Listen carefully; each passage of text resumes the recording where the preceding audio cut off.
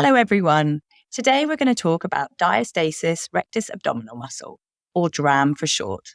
We are going to cover what a DRAM is, the relevant anatomy, causes and symptoms of DRAM, how to diagnose DRAM, treatment and management.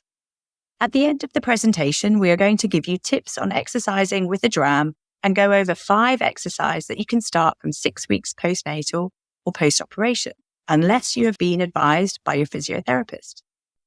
DRAM is a condition where the 2 large parallel bands of muscle in the middle of your abdomen, known as the rectus abdominis, separate. This condition is especially common during and after pregnancy, with up to 60% of women experiencing it. To understand DRAM better, let's start with a quick overview of the anatomy of our abdomen.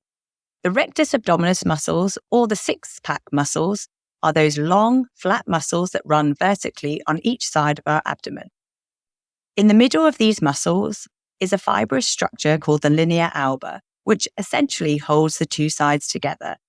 These muscles and the linea alba work together to provide stability to our trunk, support our movements, and help us maintain good posture. There are another set of muscles that are extremely important for the function of your trunk and work alongside your rectus abdominis, and these are your pelvic floor muscles. They are located in the pelvis, shaped like a bowl or dome, and attach from the coccyx to the pubic bone and across to the sitting bones.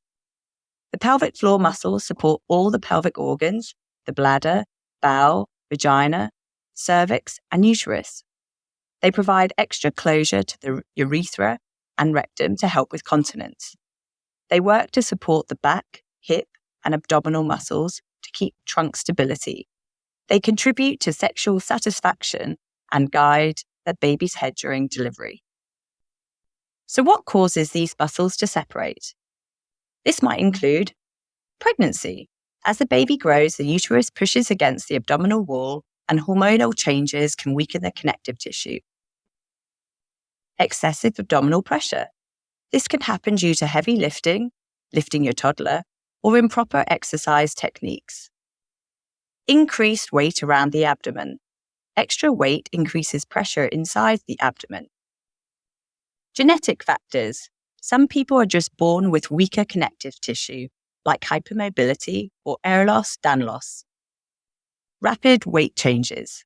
Sudden weight gain or loss can stretch and strain the abdominal muscles. Now let's talk about how to recognize DRAM. Common symptoms include visible bulge. This is especially noticeable when you strain or contract your abdominal muscles, like sitting up in bed.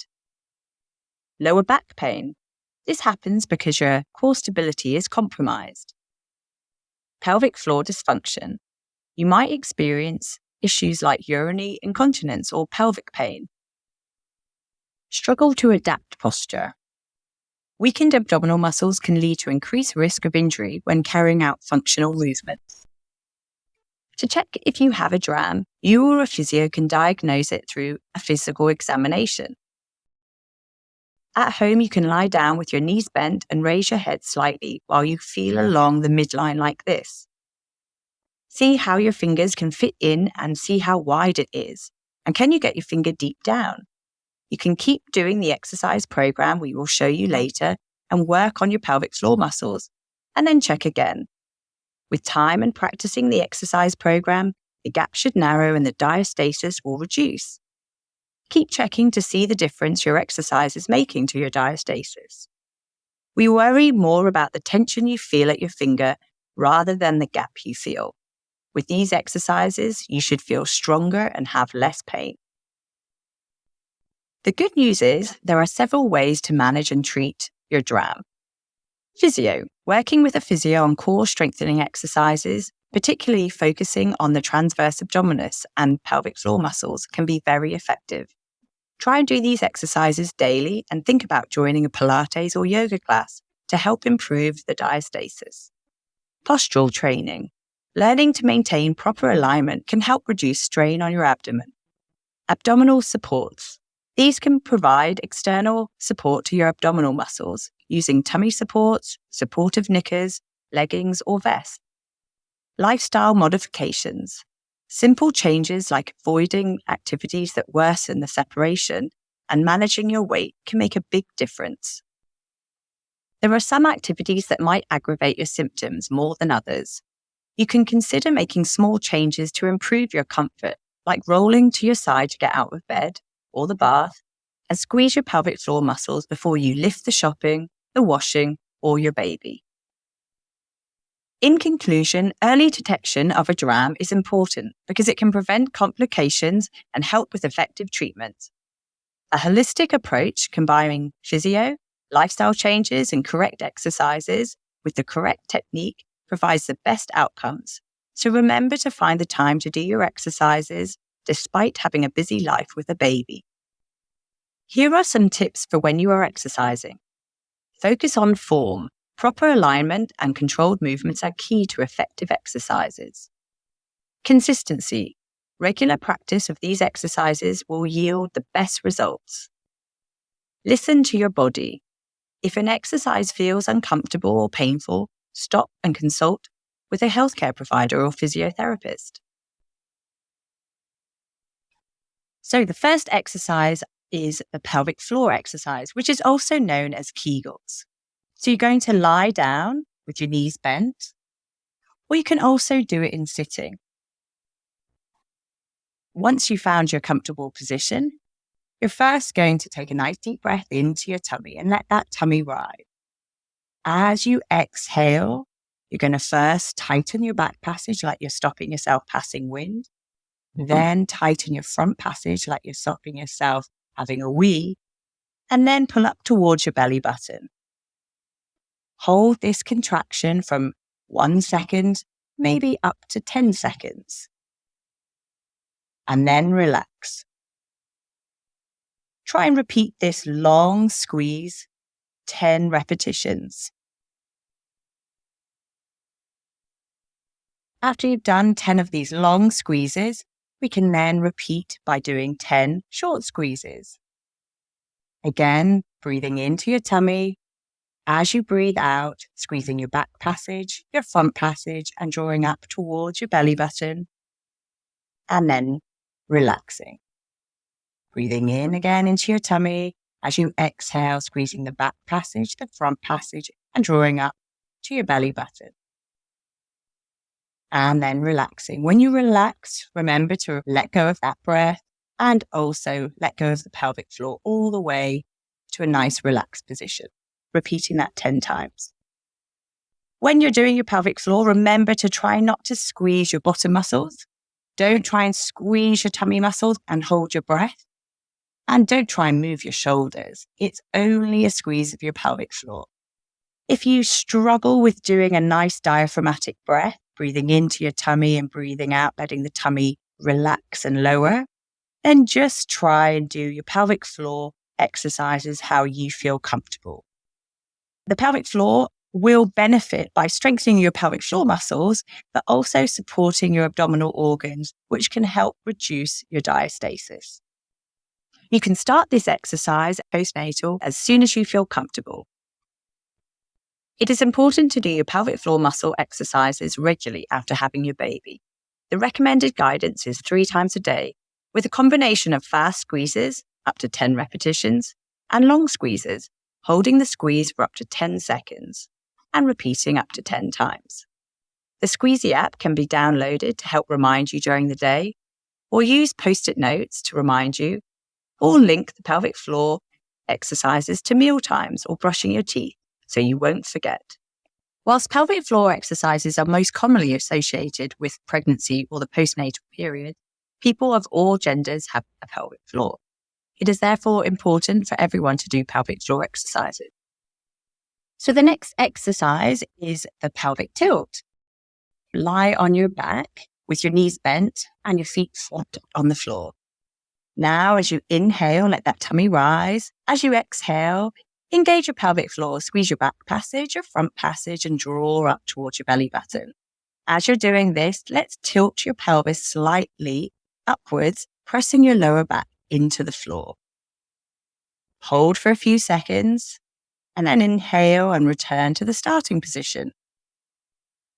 Relaxing with that little arch in your back again. And let's repeat 10 to 15 times, breathing into your tummy and breathing out, engaging your pelvic floor and flattening that lower back, really drawing that belly button flat onto the ground. The pelvic tilt will help engage and strengthen your lower abdominal muscles and your pelvic floor. You can start this exercise postnatal as soon as you feel comfortable. The next exercise is the bridge. So again, let's lie on your back with your knees bent and your feet on the floor. Take a nice deep breath into your tummy. As you exhale, engage your pelvic floor. Tilt your pelvis down onto the ground, pressing your lower back into the floor, and then raise your bottom up one vertebra at a time. Once you get your bottom and your lower back off the ground, hold for a few seconds. On the next inhale, return to the starting position, lowering down one vertebra at a time, trying to keep that pelvic floor and belly button drawn in as you lower down. Repeat 10 times. The benefits of the bridge is it will help engage and strengthen your lower abdominal muscles and your pelvic floor. You can start this exercise from 6 weeks postnatal or when you have been advised by a physiotherapist. The next exercise is the cat-cow stretch. So you're going to start on your hands and knees in a tabletop position. Take a nice deep breath in and look forward, sticking your bottom out. This is cow position. As you exhale, you're going to engage your pelvic floor muscles and your core and round up like a scared cat, bringing your chin to chest and drawing your belly button in. Hold for a few seconds, drawing that belly button in, and then relax on your inhale, looking forward, repeating 10 times. Benefits of the cat-cow is it strengthens the entire core. You can start this exercise from 6 weeks postnatal or when you have been advised by a physiotherapist. The next exercise is the Superman. So you're going to start on your hands and knees in a tabletop position. Take a nice deep breath in. As you exhale, engage your pelvic floor, squeezing the back, the front, and drawing your belly button in. So your core is engaged and you're in tabletop position. Now, on your inhale, slide your right leg to the back and lower your toes to the ground. Keep your toes on the ground in this position.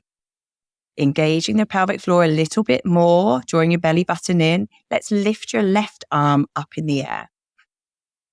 When you engage your pelvic floor a little bit more, getting ready, you can lift that right leg up in the air. Try not to arch your back or twist your back, keeping that core engaged. And then lower down. We're going to repeat on the opposite side. Taking a nice deep breath in as you exhale, engaging your pelvic floor and sliding your left leg to the back of the mat. Keep the toes on the ground as you get ready. Engage your pelvic floor a little bit more and rise the right hand up. Now, when you're ready and you've really engaged that pelvic floor, lift the left leg off the ground into Superman. Try not to arch that back or twist that back and keep there until you exhale and release down back into all fours. Keep repeating with right leg, left arm, or left leg, right arm. 5 repetitions on each side. The benefits of this Superman exercise is it strengthens the entire core and improves your balance and stability.